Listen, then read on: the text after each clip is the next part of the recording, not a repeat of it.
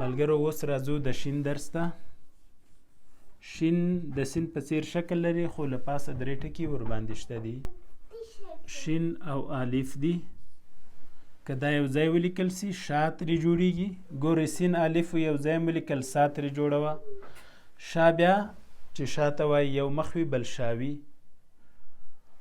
خو شین دی الف دی او لام دی. که دا یو ځای ولیکو څه ترې جوړ شو شال. شال یو ډول ټیکری دی تر ډیره دې ناوې په سر اچول کیږي او په ښه پال نیول کیږي. شال شو. خو که شین وي الف لرې کو لام ولیکو څه ترې جوړیږي شل. شل چې شلو ته هم وایي او هغه کس ته وایي چې تللی نشي یعنی پښې یې له کاره غورځېدلې وي چې ورته په طبابت کې فلج هم وایي. خو که شین وي او کاپ وي څه ته وایي بیا شک. وایي شک د ایمان زیان دی. شین او الفو څه ترې جوړو شا. خو که د شا نه وروسته لام ولیکه څه ترې جوړ شو شل.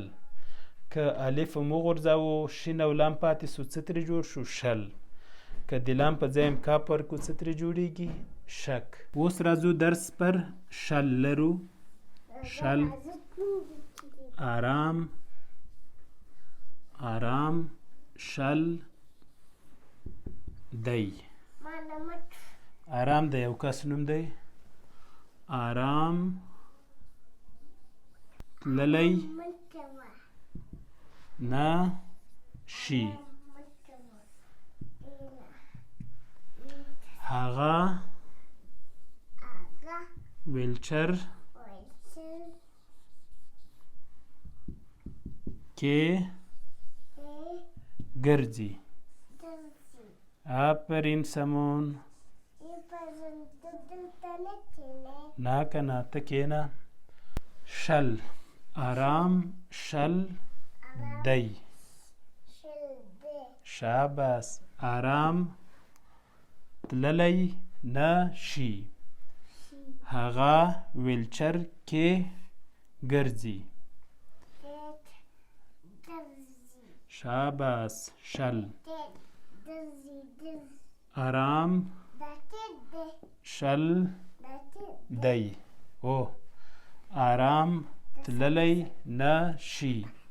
هغه ویلچر کې ګرځي. ویلچر یو ډول څوکۍ وي چې حرکت کوي. یو کس په ځان پسې په لاسونو خوځولی شي. تللی کې تی د لام لام او یې دي. شي کې شین او یې دي. ویلچر کې واو یې لام چیرې. ګرځي کې ګا پرې ځې یې. دا څو ځلې در سره ولیکئ او بیا هڅه وکئ چې له یاده یې سم ولیکئ. شین یې نون. دا درې واړه یو ځای شي څه ترې جوړیږي شین ترې جوړیږي. شین رنګ. شاباس سمون. شین ری یې.